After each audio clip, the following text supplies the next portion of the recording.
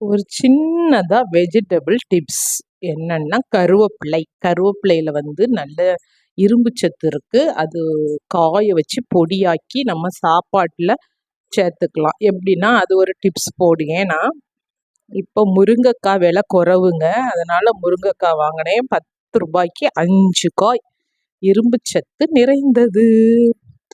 அப்புறம் பீன்ஸ், இது இந்த கிராமப்புறங்கள் எல்லாம் வேலியில படர்த்தி விட்டுருப்பாங்க. இதுல ரொம்ப புரதச்சத்து இருக்கு. பெரிய பெரிய நோய்க்கெல்லாம் எதிர்ப்பு சக்தி உள்ளது. இது உங்களுக்கு கிடைச்சுன்னா வாங்கி துவரம் வச்சு சாப்பிடுங்க. கூட்டுக்கறியும் வச்சுக்கலாம். சிறுபயிறு போட்ட வச்சா நல்லா இருக்கும். நெல்லிக்காய், எங்க வீட்டு சாக்லேட்டே அதான்.